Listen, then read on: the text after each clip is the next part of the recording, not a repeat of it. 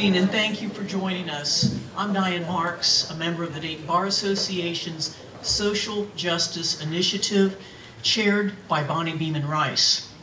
Tonight's program is co-sponsored by the Dayton Bar Association and the League of Women Voters of the Greater Dayton area in partnership with the Dayton Metro Library.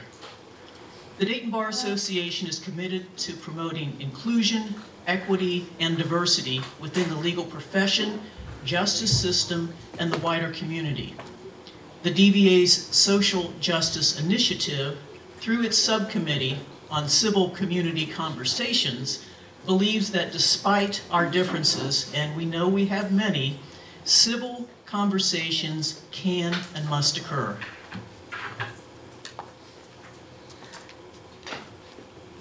Hello, I'm Beth Schaefer, and I'm President-elect of the League of Women Voters of the Greater Dayton area.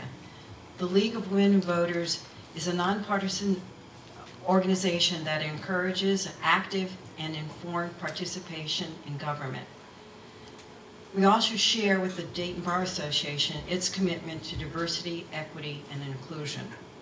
This evening's program will provide us with information about the recent changes to Ohio's voting law, as well as information about the upcoming special election on August 8th.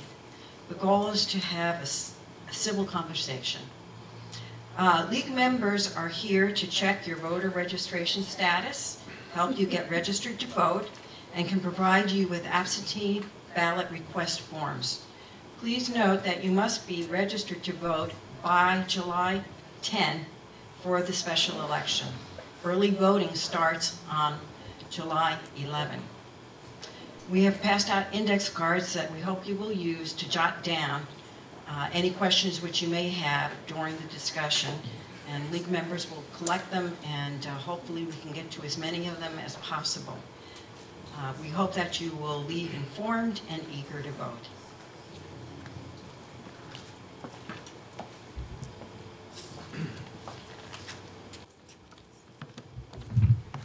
It is my pleasure and honor to introduce our moderator this evening, the Honorable Jeffrey Froelich.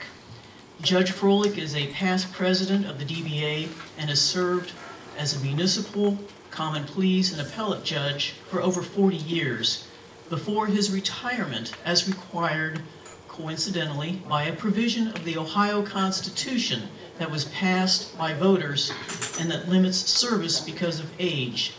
Now, the amendment, as I understand it, reads age 70, but Judge Froelich has told me repeatedly that no, as to him, it was age 50. So, Judge Froelich.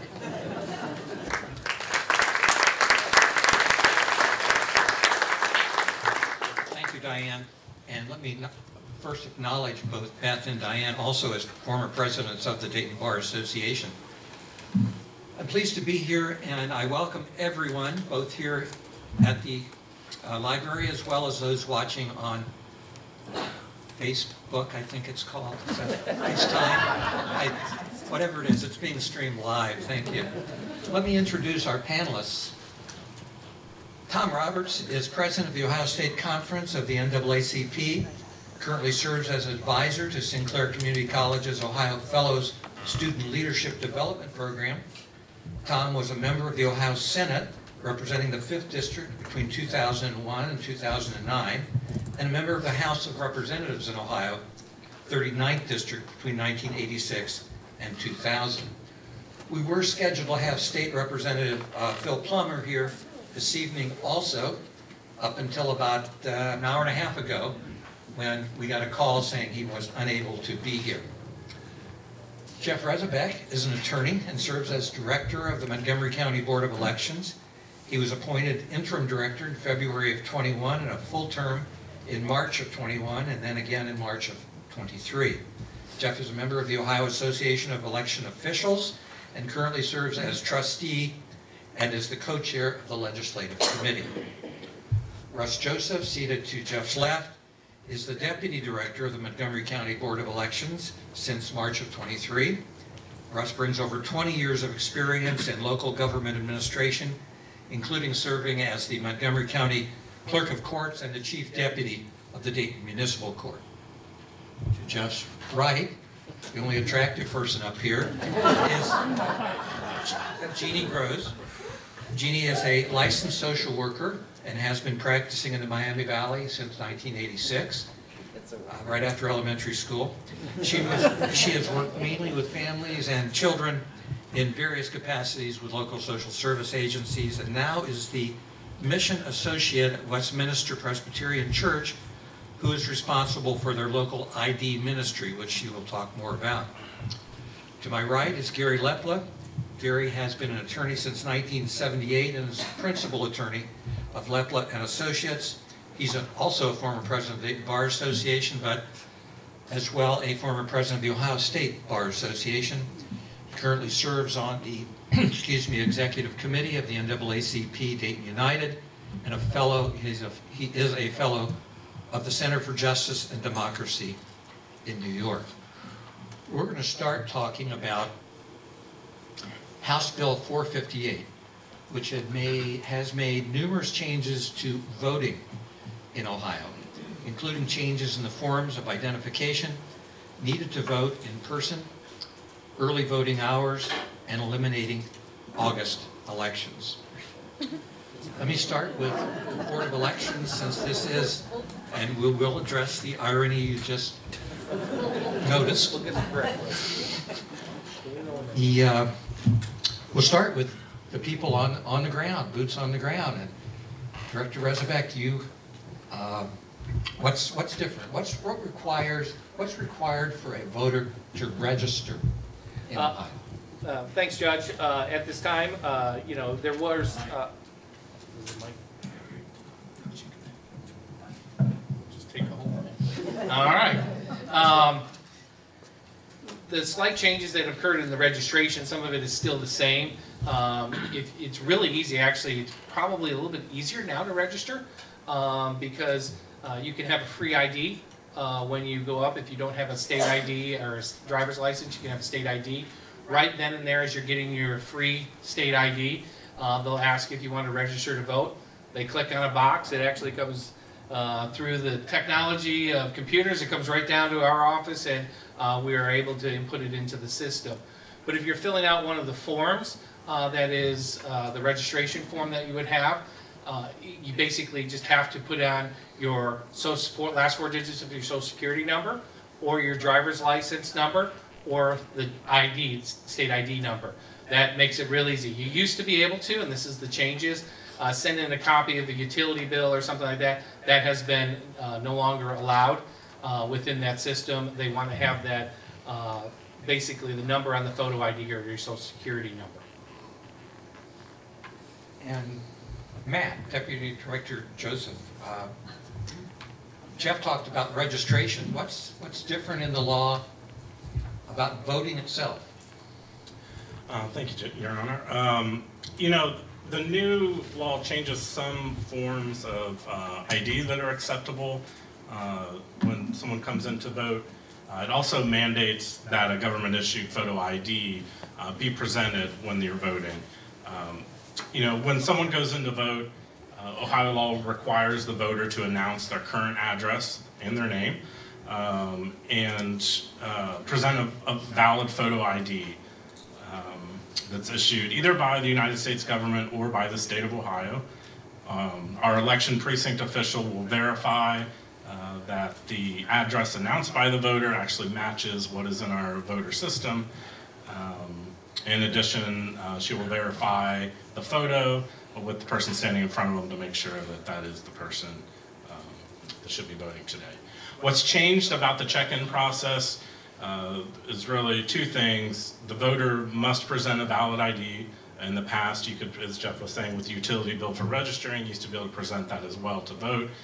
That is no longer allowed under the new law.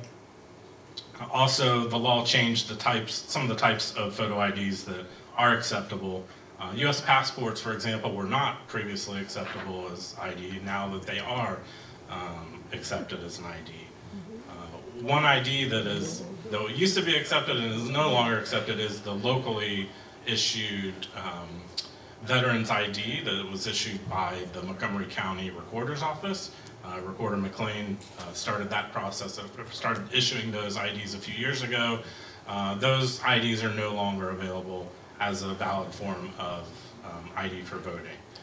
But of course, you know, Ohio driver's license, Ohio IDs, federally issued and state issued, military and veterans IDs are still valid forms. I actually have a form here that is a poster that's actually made by the Secretary of State's office, which lists the different IDs that are available or that are approved for voting. I have some copies at the table in the back that you can take with you. This is actually the same poster that our precinct election officials use on election day as they're looking at an ID in front of them to make sure it's one that they can accept. So that again is in the back. It's a little helpful tool for if you have questions about what ID may be available or not. That poster is also available, I know for sure, on the Secretary of State's website at voteohio.gov, and we're going to make sure it's up on our local website as well.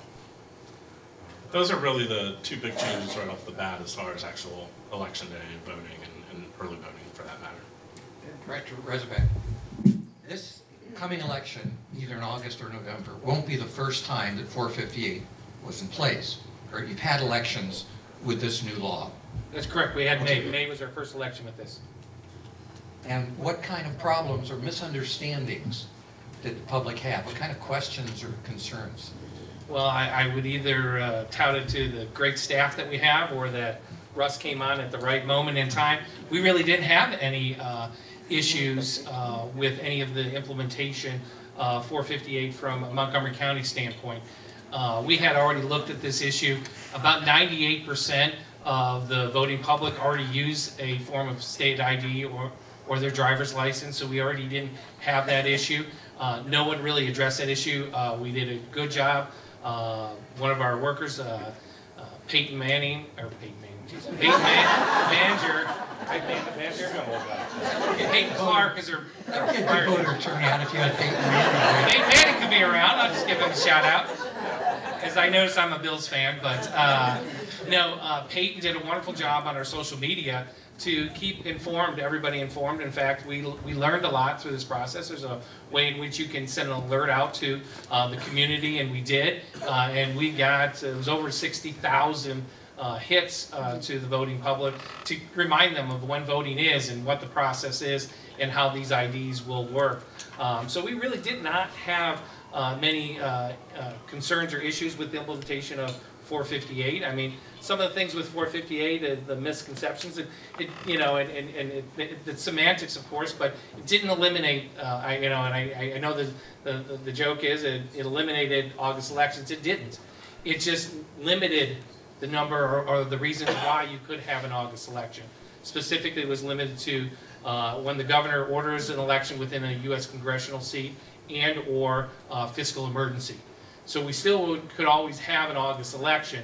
It just was very specific as to when or why the reason for that is. So that's part of the misconception is we eliminated August elections entirely. We did not. Many of us in the Ohio Association of Election Officials, we did want to eliminate everything and have that because it's about low turnout. And so that is the concern that we always have with the election, of the cost and the low turnout. Those are just a couple of them, maybe misunderstandings. But for us in Montgomery County, for our first election in May, not only did we have a great election in the sense of the process and that, although we were a little disappointed in voters. We need to get out and vote, people. We want to get that turnout up. But we are also, with many of the processes that we put in place, we believe this is like almost the quickest that we've had results and our final results up online on election night, our unofficial finals. We had everything in, and this is a tout to how great our volunteer poll workers are, is by 9/18, you guys knew all the results that we had as unofficial on election night. And we were, to Russ's credit, he sent everybody home at 10 o'clock. Yeah, I'll take credit for this. Thank you. Westminster Church is located in the heart of downtown Dayton, as many of you know. And since about 2009, they have been receiving numerous requests for help in obtaining ID cards, birth certificates, and similar documents. And the church has helped thousands of people, including those who are fleeing domestic abuse, the homeless, or the newly released from prison, access documents that are needed for employment and other services, as well as voting. Jeannie, there are many documents needed to acquire a state ID. What is Westminster doing to help individuals get the ID they need? Thank you, Judge. First off, we provide the financial assistance to buy a birth certificate, because you must have a birth certificate in order to get an ID. And if you were born in the state of Ohio, that's very easy. We give them a voucher, they go down to public health, and they are given their birth certificate. If you were not born in the state of Ohio, depending on what state you were born in, it's very difficult to get that birth certificate without a valid ID. So many of the folks that we see every Wednesday that come through our doors are born in maybe Indiana, which requires a state ID. And if you don't have a state ID, they have secondary documents that they would accept. The folks that we see oftentimes don't have those secondary documents, which could be a Social Security card, which could be a bank statement, or another photo ID of some sort. So we do a lot of problem solving with our clients. As a social worker, I'm always looking for other resources on how to get ID or how to get those documents. We work closely with agencies. We see a lot of folks that are coming from treatment programs and work with their case managers. We've been able to use some of the case management documentation to help get those birth certificates so they can get that free ID. Social Security cards have also been hard to get because guess what? You can't get in the federal building without an ID. So oftentimes we're like hamsters on this circle, just running around trying to help the people that we serve. We are fortunate to have a great supporter and ally in Judge Michael Newman, who is also a member of Westminster Church and wanted to get more involved with our ID ministry and what we were doing and how we can take down some of those barriers. So it's not that difficult to get the ID. And we've been able to work out a process with him and the Social Security office that we have little cards that when our clients come to us who absolutely need to get to the Social Security building, they can show that card. Social Security will know that they're coming from us and they will assist them with the appointment. So that's a huge, huge step for a lot of our folks. I think as you all know, there's not much you can do without an ID. You can't access simple services in our community without that ID. Food, housing, employment, enrolling your children in school. So it's just vital that we get these folks these ID. And you can't vote now without the ID, so it's even more important. So we will do whatever it takes. Many phone calls to different states and agencies and communities to help these folks get that ID. And we have a very good relationship with the BNV downtown, who works closely with us and to secure that these folks get IDs. Do people have to be income qualified to have your services, or can anybody come to your Anybody ID can ministry? come. Anyone can come. We serve anybody that walks through our doors on Wednesday, and in an average, we're open from 10 to 12:30 every Wednesday, and we see between 60 and 80 folks every week. Oftentimes our volunteers, they are lined up, and our volunteers will say, doesn't everybody have a birth certificate by now, or an ID? No, they just keep coming. And so we are blessed to be able to serve them. And Jeff Resnick, there used to be voting the day before elections on Monday. And that's been eliminated by 458. Has that helped voter turnout or lessened it, or what's happened? Well, with regards to the Monday time frame, those hours have been reallocated to the week before. We did have, you would have those voters that came in on Monday. We had Monday voting from 8 to 2. It was really an administrative thing for the directors and deputy directors from around the entire state, because as we're getting ready to have election day that next day, where we here in Montgomery County, we may service on the prior election before we moved those hours. We serviced probably, I think it was like 400 voters, and you have to weigh that against the 100,000, 120,000 voters that we have on election day. Election day eve, that Monday, is a huge day for us to get the equipment, especially your poll pads, all updated with the information from the early voting. We have to transfer that information in. That takes time. We've got to be able to get our poll workers out to initially do the setup for the polling location, and then they come back at around between 4 and 6 o'clock, and then we've got to get them their equipment. They go out, they have backpacks now, and they're ready to do that voting. So it was just that move. We didn't see any issues this particular May election. I think we had 5 individuals. So again, out to our team of getting that information out and all the organizations that helped to get out the information. We did not have any voting on Monday.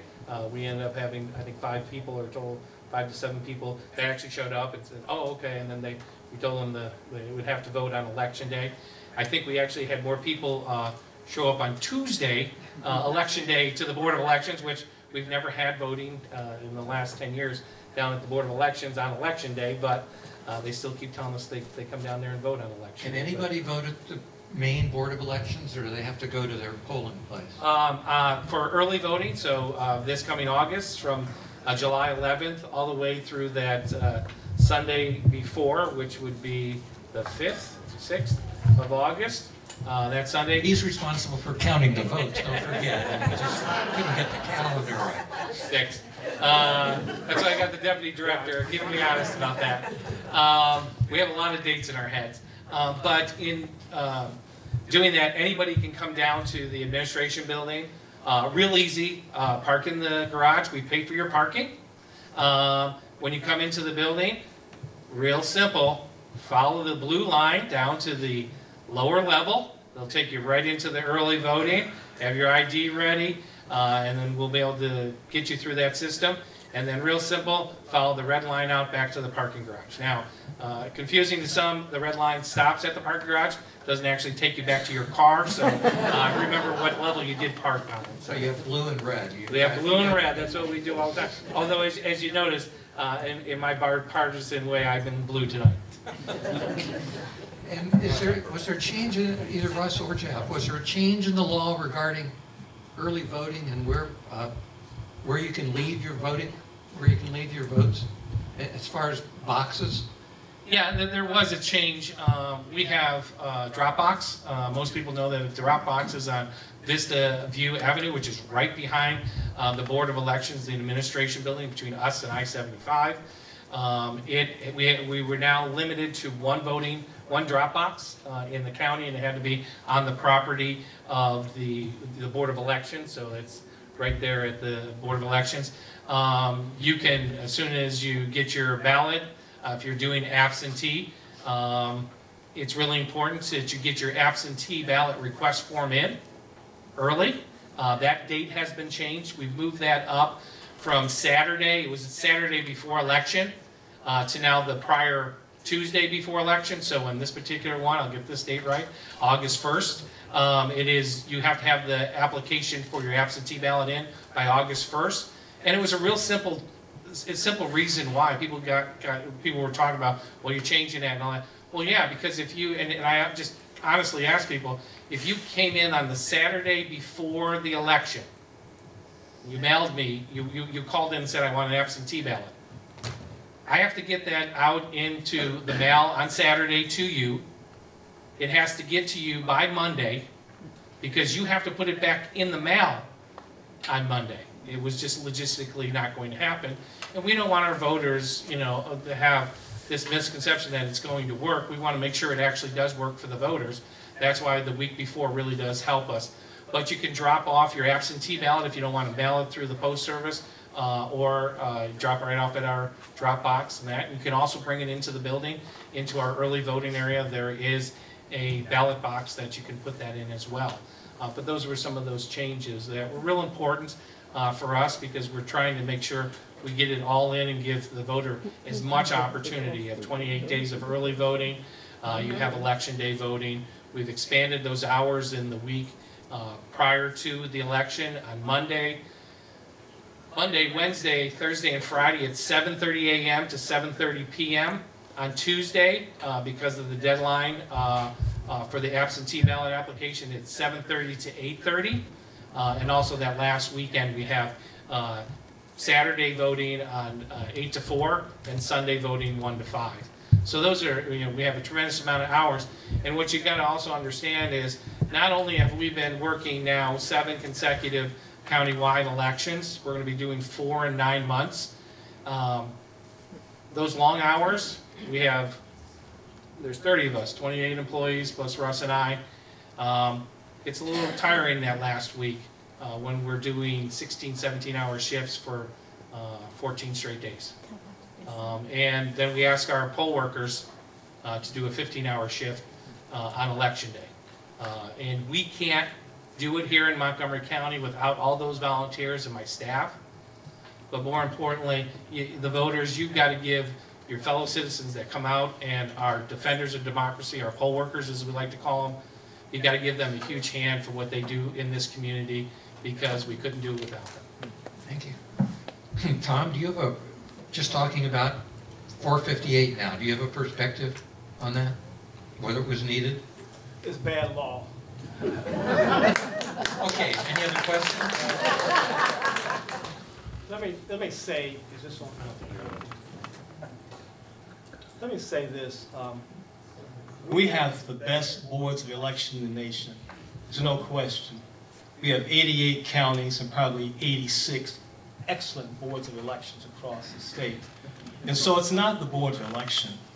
I think this legislature has taken on a supermajority mindset, and everything it's doing is creating voting havoc. I am a civil rights advocate, and so I approach voting from a civil rights perspective.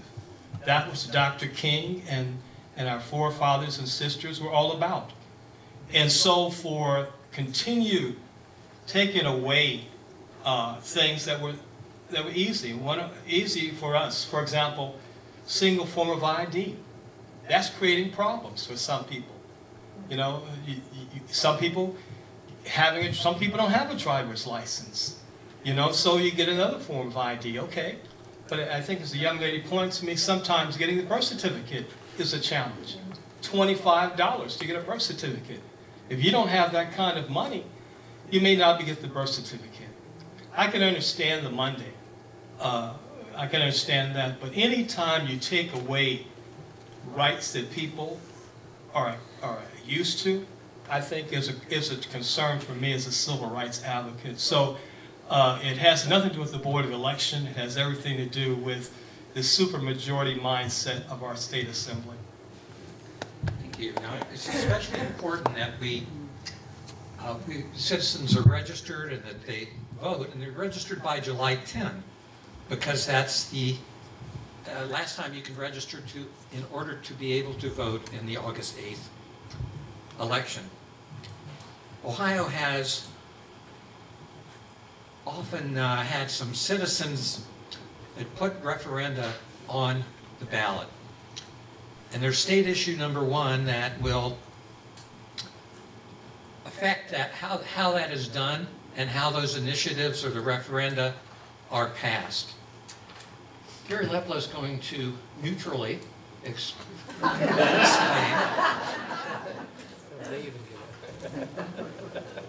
the proposed amendment. Gary, what's the process now citizen wants to put something on the ballot.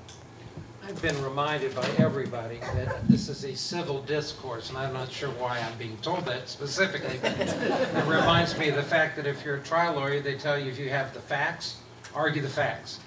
If you have the law, argue the law. If you have neither, just argue loudly. And that's the uncivil part of it. In this case, let's just look at facts, and that's an easy process. What's the process currently, and what's the proposal at the August election change? And where can you find more information? Those are the tasks that were given to me. First of all, Article 2 of the current Ohio Constitution establishes initiative and referendum, and it is been in this, of the Constitution, it's been in this form since 1912. It's also worth noting that if you go back to 1851, when the voters were asked to ratify the Constitution, that was by a simple majority vote. It was ratified by less than 60%. So the process is all set forth in the Constitution.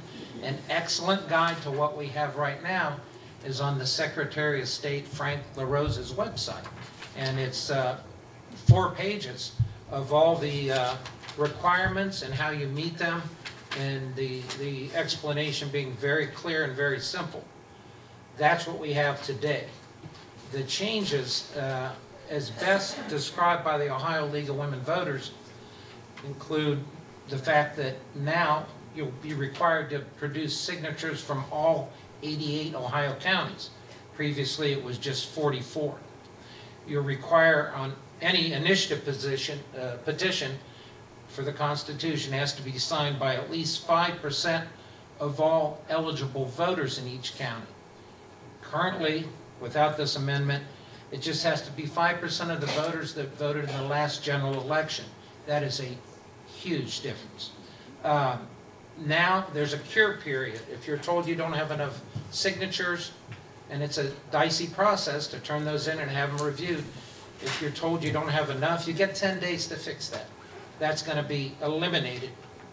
Right now, if you have 50% plus 1, you can have approval of the proposed constitutional amendment. As you all know, this will now require, if it's passed, a 60% supermajority. And the election is in August, a pride vacation month. I was going to ask how many people are going on vacation that week. I'm not going to do that. But those are the fundamental changes.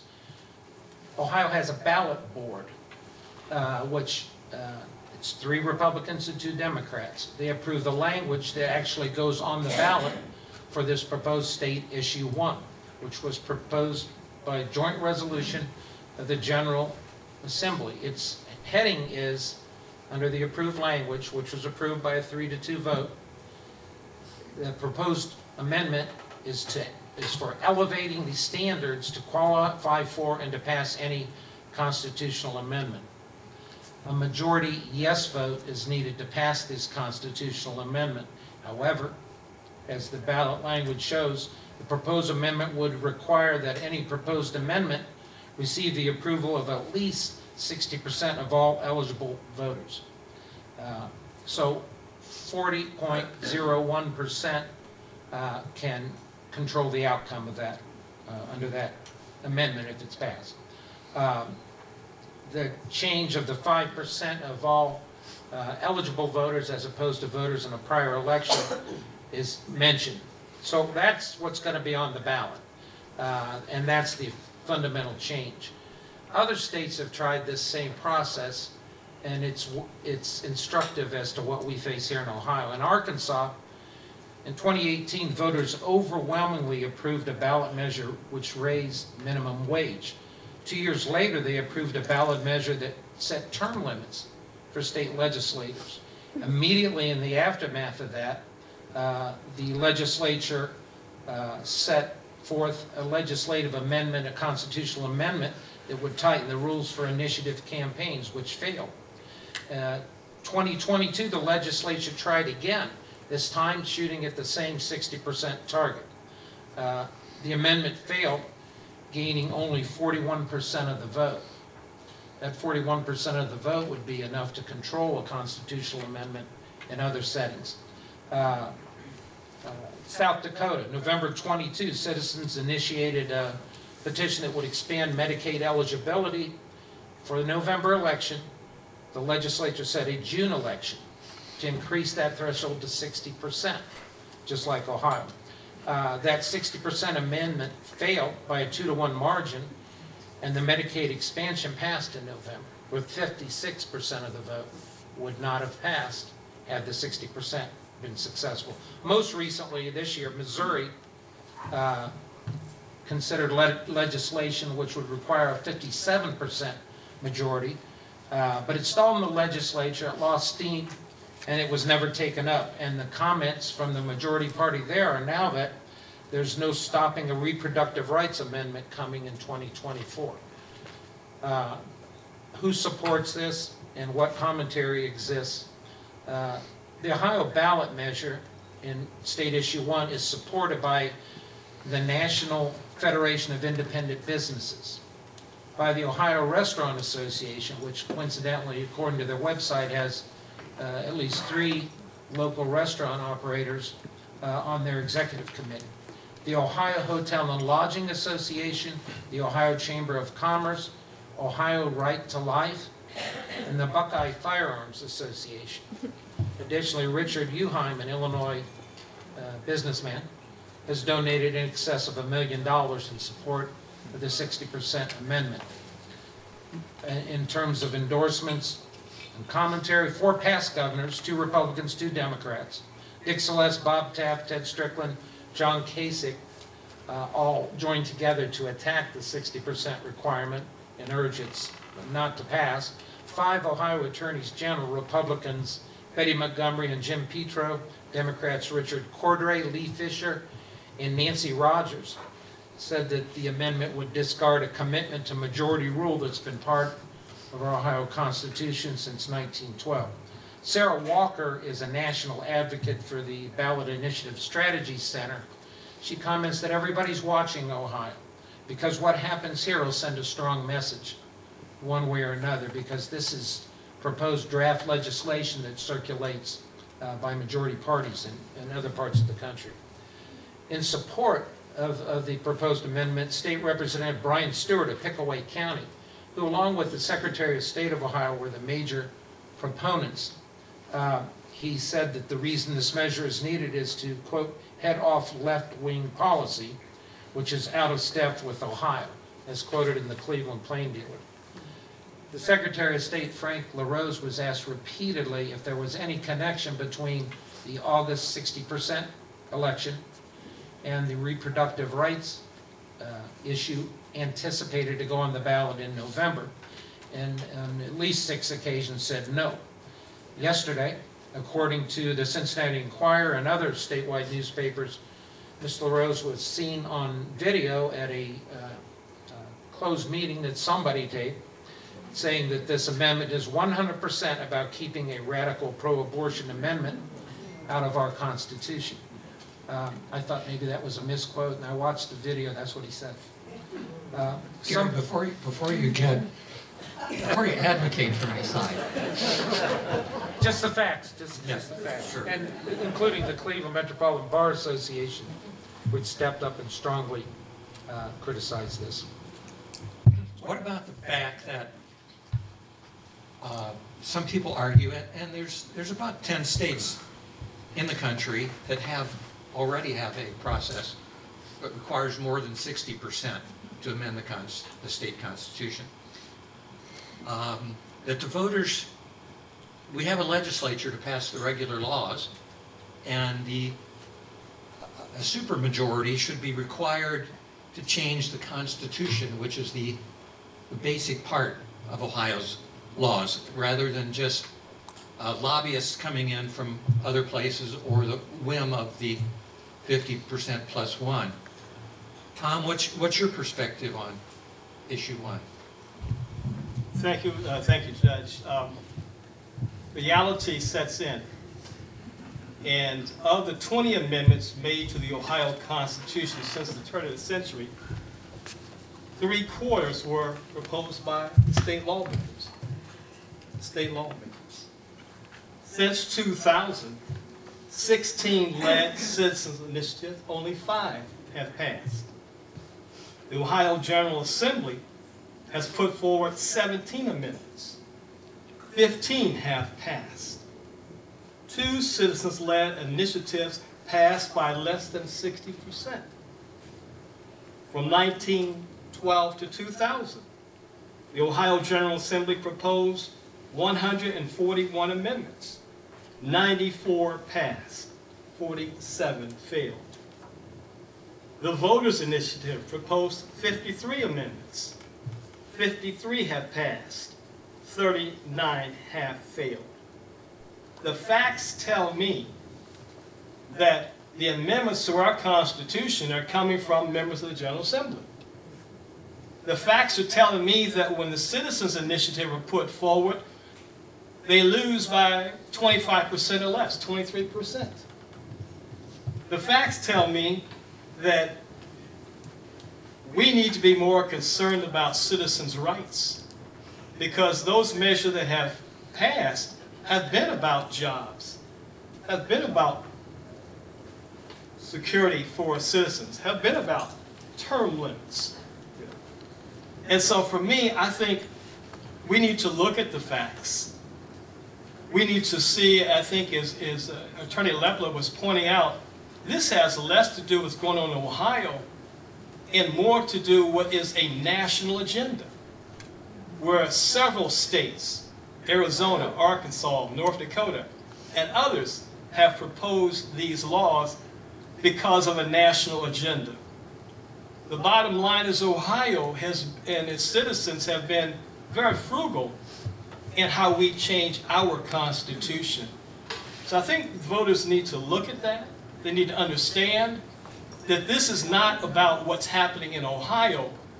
This is a national agenda that some outside forces, a billionaire being one, is saying Ohio needs to do these things. So for me, Your Honor,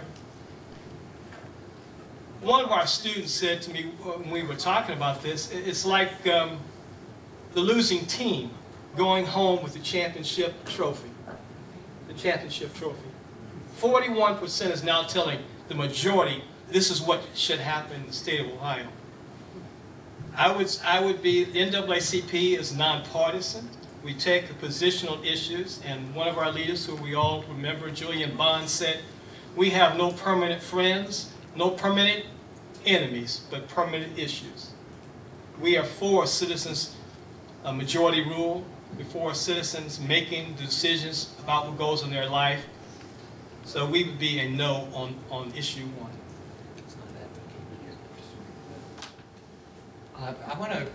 I know we gave out index cards, and it doesn't really make sense to wait till the very end. So if any of you have questions when this process is going on, I encourage you just to raise your hand, identify yourself, and be part of this civil conversation that we're having. We have a question. Is it in the form of a question?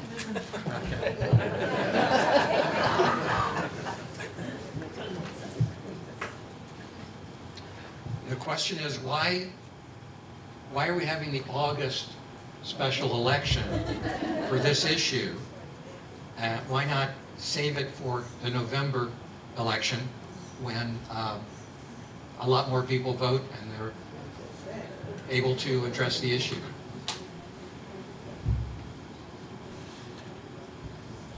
Okay. That's a good question for your state legislature, which they're not here. And again, I apologize that we don't have Representative Plummer here tonight. Let me ask the question, though. You're talking about majority and 51%, 40% canceling out 60, whatever. What happened in the United States Constitution? It requires 2/3 of both houses of the federal government, or 2/3 of the state legislatures, to propose an amendment to the Constitution, and then it requires 3/4 of the states to approve that amendment before it becomes amendment, and obviously there's been 27 amendments throughout our history. Why, Tom, you're saying that there's 50, 40, 60, but here's the United States that's operated with 2/3 and even 3/4 required for approval. What's the difference there? Maybe we should change the U.S. Constitution. Your Honor, I don't know. What I'm basically saying is that if this is an issue that says that we are frivolously voting and changing, because I heard some comment about so many thousands of words in our Ohio Constitution, the fact is not so. The fact is that when there's a citizen-led initiative, it only passes 23% of the time, and I don't see why we should change something that's working for the best interest for the people of the state of Ohio. Gary, I see you. I don't want to be biting at you. The facts speak for themselves. You asked about other states with 60% requirements. That may be their tradition. We have a tradition in the state of Ohio for 111 years of simple majority. In a state that there are some commentators would say we have a very gerrymandered state. And there's super majority guaranteed in what historically is a purple state, and that's all that's left to the majority under certain circumstances is this right, constitutional right, to amend the Constitution and try to undo something the legislature may have done that the majority does not want. It's hard to appreciate the logic of increasing that to 60%. Isn't that what the legislature is supposed to do, is represent the will of the people? It is supposed to. In a fair distribution of representation, and as we all observe, this General Assembly stubbed its nose at the Ohio Supreme Court, not once, not twice, was it 3 times? So it just tells me that this is nothing more than a continued power grab by the State Assembly. Do you, Jeff and Russ, do you foresee any problems with the August 8th election?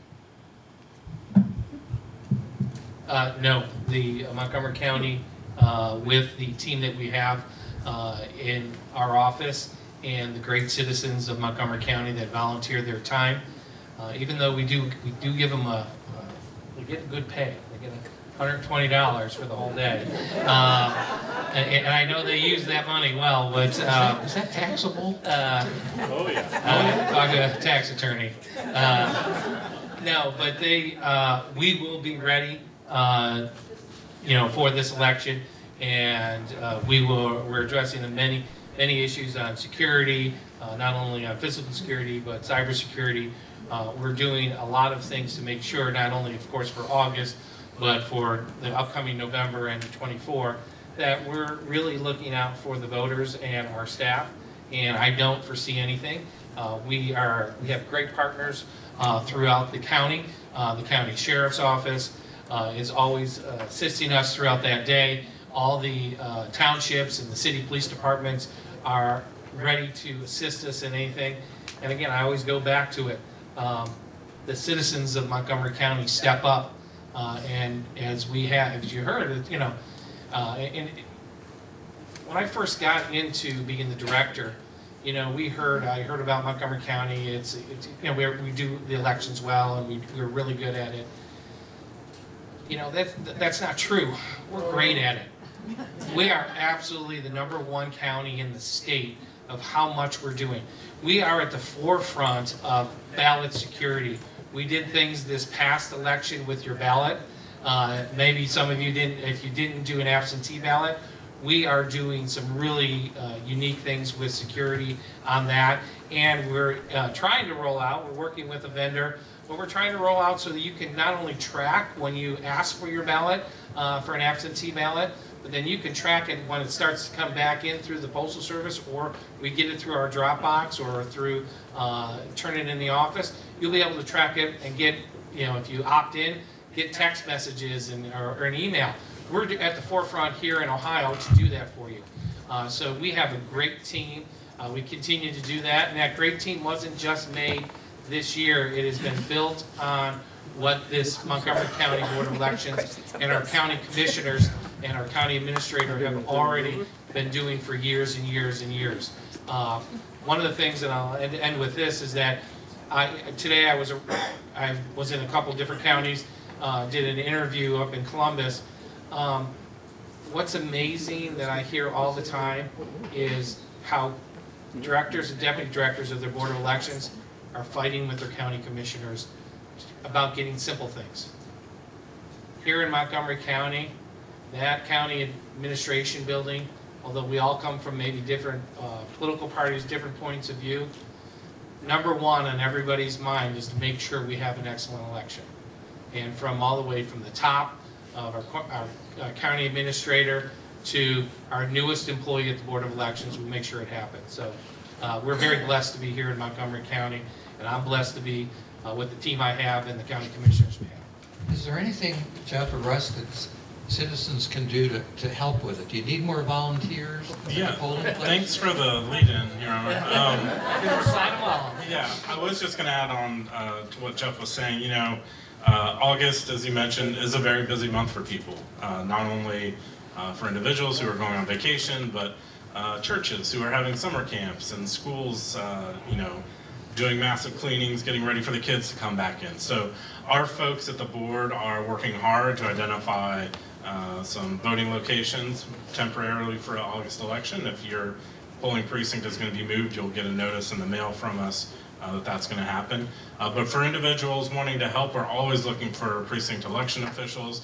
We need to find 1,600 individuals every election to help fill our roles at the polling precinct. So anyone interested can go to mcsafevoting.com.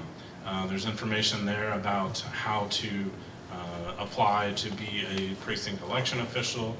If you fill out that simple information, we'll get back to you as soon as possible. But that's a great way for folks to get involved. This election doesn't happen, like Jeff was saying, without a lot of work, and it's not just those of us at the board. We can always use more help, so we definitely would appreciate that.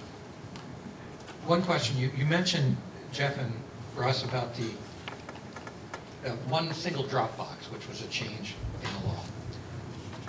I read articles sometimes about people saying, well, I'm just going to collect all the votes from my neighborhood and just take them all down to the drop box at the same time. Who will know? Can you do that?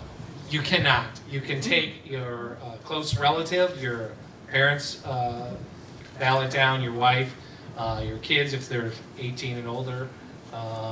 You can drop those off, immediate family members. You cannot go down the street, Judge, you can't come by and pick up my ballot and all that and run it on down. That is, under Ohio law, illegal. That drop box, and it's well known, I have multiple cameras on that drop box.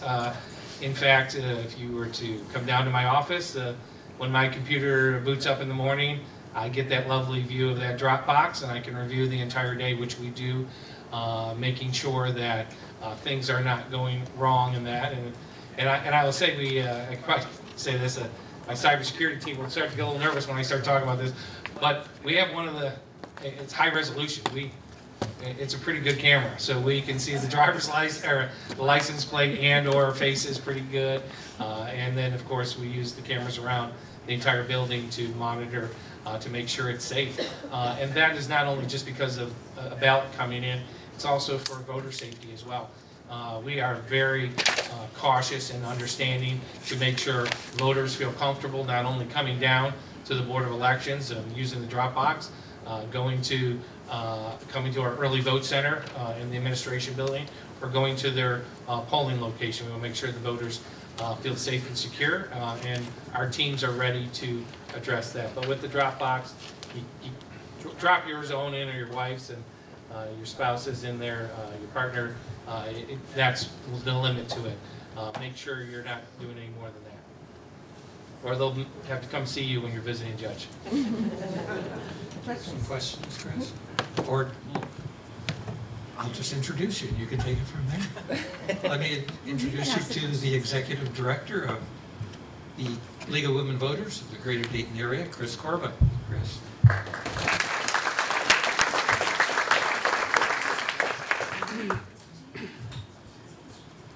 I have questions Come back here. and talk to you all later. We're going to let Judge Fraley.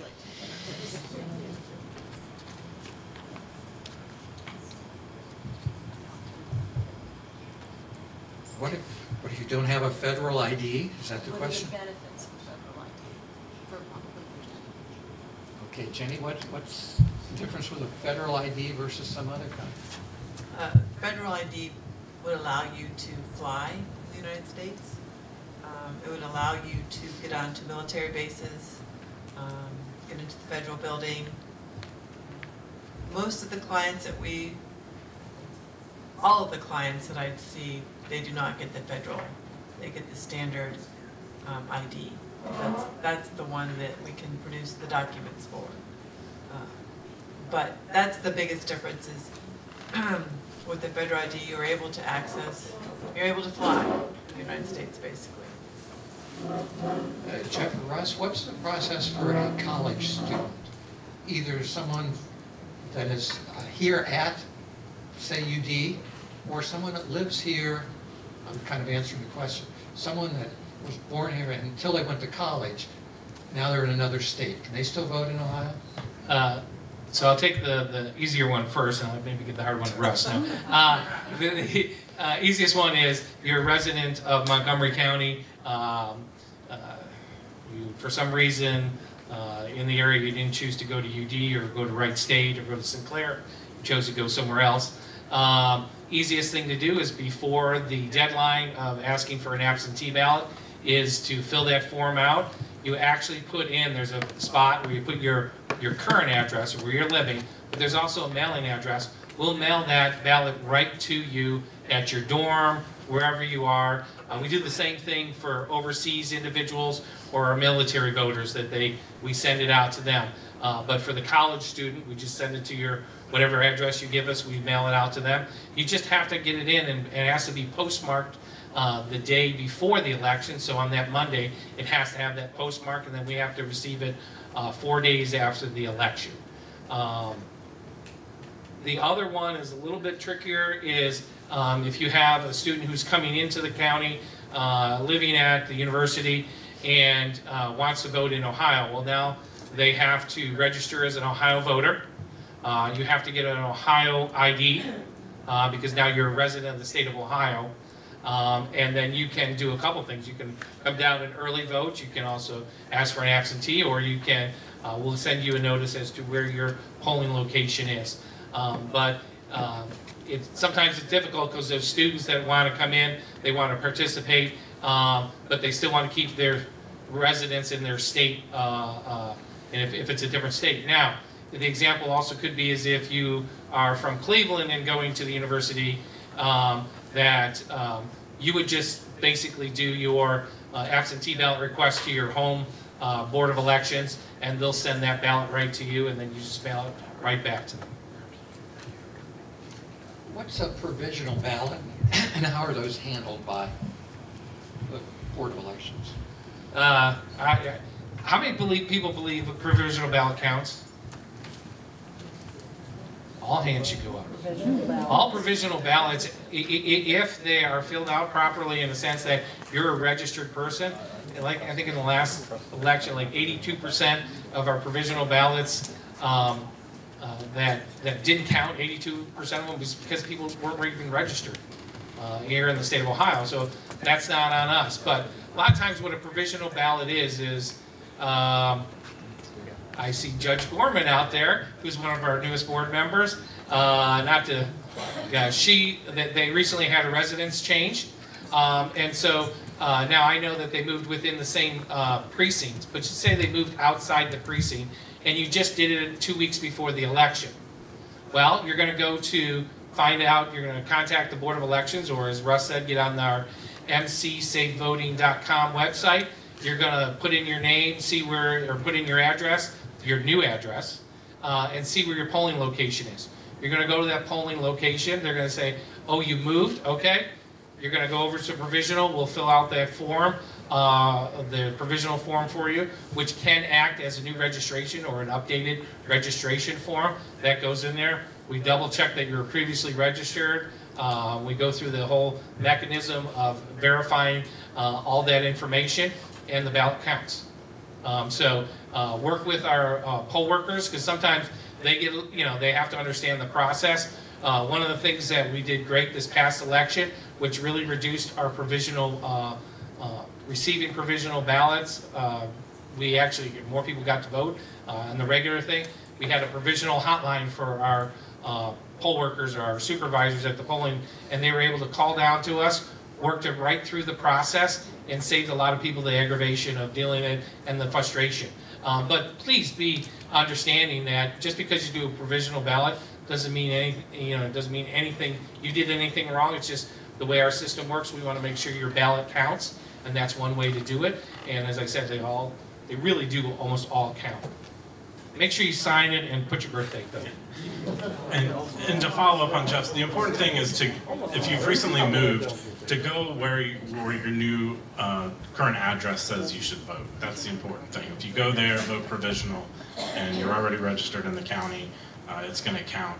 The other thing that I found interesting, I didn't know this coming in, again, I'm the newbie in the office, the provisional ballot, if you fill out it in entirety, it can actually serve as a voter registration form as well. So if the person wasn't registered in the county, that ballot would not count, but the provisional will actually, if filled out correctly, will register them to vote next time they come in. So You both talked about how many people are involved in this process, both staff as well as volunteers. What kind of turnout is a summer vote as opposed to the November vote? Russ is not touching I'm out of the prediction business. Well, most of our elections are, this last May election, it's really not, we always talk about it as of being an August election. It's the third election of the year. It's a time frame. The May election, we just had a little over 10%. That was deciding some issues here in the city of Dayton as to who your next city commissioners are going to be. And, and that 10%, let me tell you, that 10% was not driven by voters in the city of Dayton. That 10%, to get up to 10%, was driven by school levies out in Northmont, Vandalia, Judge Race down in Germantown, Miamisburg area. Those were the ones that were getting 40 to 50% turnout. And so when you do the numbers, you can see how bad the numbers were really in the city of Dayton. But that's a May election. Let me go to last August. How many remember we had an election last August? Right? We had a turnout, and I was hoping to get above 5%. We did. We made it. We got like 5.78%. But the reason was real simple. Were there any contested races? There was 3 contested races, and they were for State Central Committee, which I'm sure you all know what that is and how hotly contested those are, right, Tom? So it was not, and it's not well publicized, in the sense of, media pushing it. So that's why those turnouts are extremely low. And that's why, as an association, we wanted to get out of that time frame because it is not a good time frame. However, many of us around the state are looking at this August election.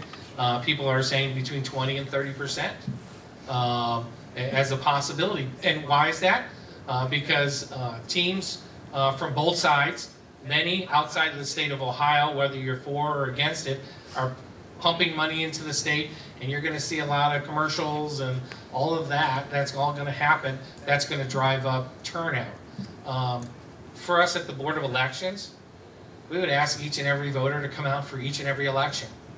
We give you every opportunity, whether it's through coming down and seeing us for 28 days, or sitting at your table at home, sitting down with your family, discussing maybe the issues, discussing the candidates, getting on the computers, looking up the issues.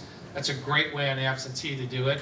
Or traditionalists coming out on election day and having that day to vote. We give you a lot of time to do that. We'd ask you to come out. Our poll workers, there's a lot of things that, and people cringe when I say this all the time, but we're election geeks, okay? We have a great time.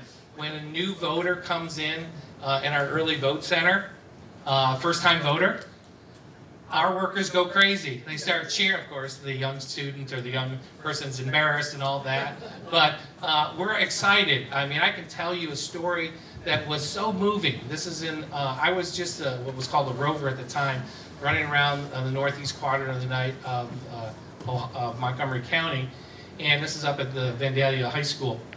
And how exciting it was, it's 2008, there was a family that came in, and now there was about 20 of them that came in.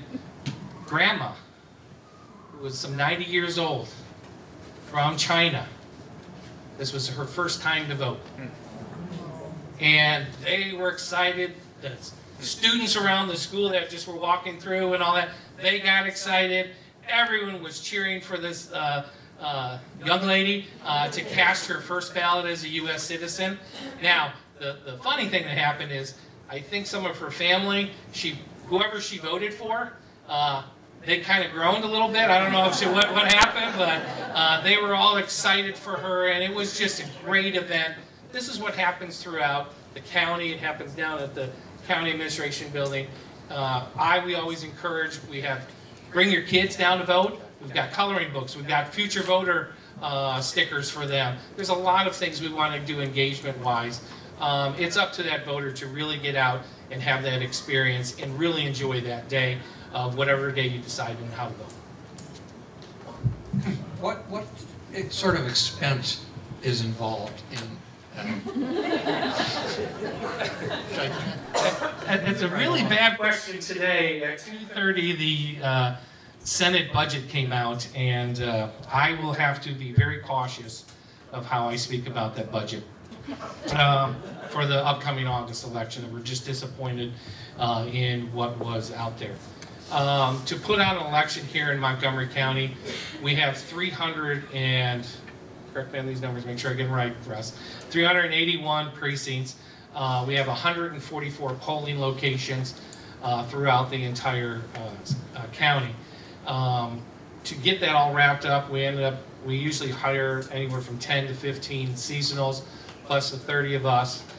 Plus we beg and plead with the county employees and their directors and their bosses and managers of any of the different departments in the county to allow their workers to go out and assist us on election day. We have a $4 million budget, and that's for 2 elections. And all the other operations. Is that from the county or the state or combination? That is from the county.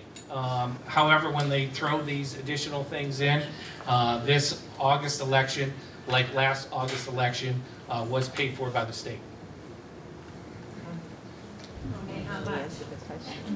Last August election, we were able to, because of course we knew we believed we were going to have a low turnout, which turned out to be correct. We consolidated a lot of polling locations, and we were able to reduce a normal election down to $360 some odd thousand. Normal full county-wide election with full 1,600 employees, you're talking $600,000 to $800,000 here in Montgomery County. Is that what you're anticipating for this August? You just don't know yet. Well, that's what we are anticipating, but because of what was in the Senate budget, we will have to look at a lot of things and make sure that we're within the budget. The problem with the way things are going right now within the state budget and the way we have to operate, vendors who are great partners of democracy with us, those vendors like to get paid, and many of them like to get paid up front, when we're ordering stuff and that. So we're already diving into November's budget, to pay for the August election in hopes that the state would come through and reimburse completely for the August election. So we'll be prepped and prepared for the budget. But again, as I said, we've got great partners as our county commissioners And so they know how important our elections are to the voters of Montgomery County and to us. And we know that our county commissioners will come through for us as well. Thank you. Excuse me. So you're essentially saying this August election at this time is directed by the state but not fully funded by the state, will have to be subsidized primarily by the county at this point. Is that correct? Well, at this point, with the budget not being approved, we are just working off of our current budget. But we were promised by the state legislators and the Secretary of State that we would be fully funded for the August election. But you don't know for sure yet. We're waiting on the budget. Which was just proposed, if I'm correct, last day or two, wasn't it? The Senate put out the House had their version, but that was prior to the announcement that we were having the August election. The Senate just came out at, I think it was 2:30 this afternoon, and it had 15 million in there for the August election for the entire state. Before I turn it over to Chris, Tom, anything else you want to add? Yes. Again, it's not the Board of Election. And I say that we have fantastic workers in all of our boards of election in the state of Ohio. And as Jeff was talking, you know, you and I used to go into the same church, same school, same wherever to vote. So if we have to change those places because of a special election, it kind of ruins our pattern. And that's something that voters should not have to go through. And so I just put that out there. And the limit to the drop boxes was a concern of ours. But what I wanted to ask Jeff to ask the board, Judge, I'm sorry. Judge Gorman, you're up. Yeah, no. Because reducing it from 10 to 4 days, overseas ballots that missed the 4 days, I think Franklin County had a huge number that missed those days. What was Montgomery County like, Your Honor? Because that was one of our concerns. If the ballots didn't come in within the 4 days, it was reduced from 10 to 4. A large number of veterans were telling us earlier that their votes weren't counted. So, but then Franklin County laid out, and I think some other ones laid out how many ballots were not counted because they came in beyond the 4 days. I just don't know. Are you talking about veterans or active duty? Active overseas ballots. Okay. And actually, overseas was my immediate thought. But anybody whose ballot comes in beyond the 4 days. Yeah. When we did when this was being contemplated in 458, or actually, and Tom knows this, I was in the state house as well. 458 became a different bill than what it was introduced as. It added a lot of things. When we started hearing that they were going to move certain dates, which the association and many of the directors and deputy directors around the state were against, we were trying to look at these numbers. And we saw that, at least in Montgomery County, a clear majority of the ballots that would be counted came in within those first 4 days.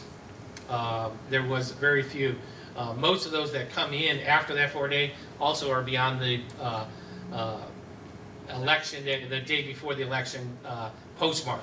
So they're already out there. And I think in this election, and Russ can correct me, we've got one that came in that was postmarked April 28th, and it was not delivered to our office. We received it in our office May 11th, but that was a local voter. I believe everyone, or at least all those that, and I can get you this information later, but I believe all those that came in, we call them UACAVA voters, that's the military and overseas voters. I believe all of those that sent theirs in at the appropriate time and that were counted here in Montgomery County. Again, we had a lower number this past May, so we are going to be watching, and we've already set things up. We're watching those numbers for November, because when you have a small election, of course, it's not a good data source to use as to why or reason to change something, but we did very well on that. And we, and one of our partners, of course, is the post office. We work very well with them. If we have any questions or concerns, we get with them. We have a set of numbers that we call to make sure that we're receiving all of that information, and those ballots do come in.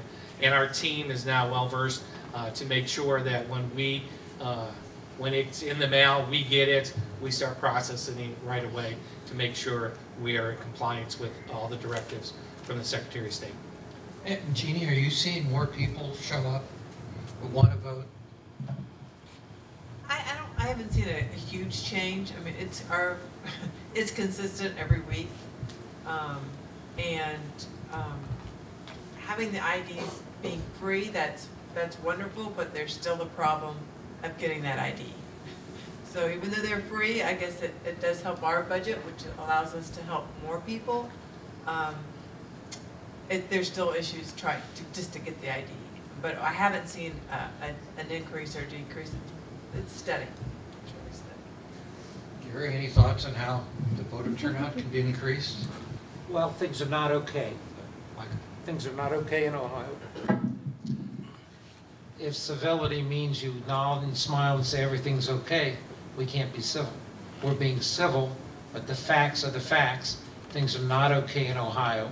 They're not okay with a special election added in August. They're not okay with 2 lawsuits pending, which could derail those elections even. I want this state to work for my granddaughter. We have to be vigilant.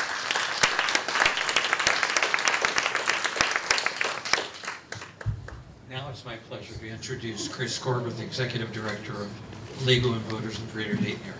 Chris? Good evening, everyone. We are delighted that there are so many of you who are interested in both the new voting law and also what's going on with issue 1. So applause to each of you for being here tonight. Thank you.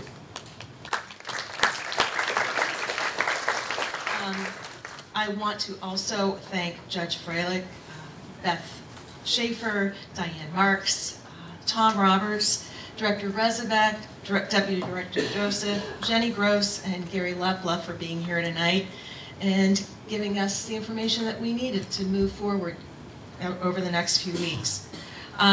It's especially important to understand that there is an election on August 8th, and there are just so many people that don't know that it's going on. So there were a couple of questions that I will address. What are we doing to make sure that people know that there's an election? Well, it's something that each and every one of you can do. So if you are getting your hair done, let your hairstylist know, hey, there's an election. Could you please tell everybody? That's what I did. My hairstylist is telling everybody. If you're out and about, if you're having a barbecue, bring up a conversation. We want people to vote. We want people to vote. So it's up to all of you as well to make sure that the word gets out. The other thing that's going on, the League of Women Voters has got all kinds of information on our website, on our Facebook account. The Board of Elections is a wealth of information. They are there to help. And I can't say enough about how much we do appreciate our Board of Elections. They're great. And so if you have questions about absentee ballots, if you have questions about where your polling place is going to be, call the Board of Elections. They're there to provide you with any information that you need. We will be providing a follow-up program on June 27th with Governor Bob Taft and Michael Curtin, former editor of the Columbus Dispatch. It's going to be at the Fitz Center for Community Education, and it is free and open to the public, and we hope that you'll be able to join us there. As always, be informed and vote. Thank you so much for being here tonight.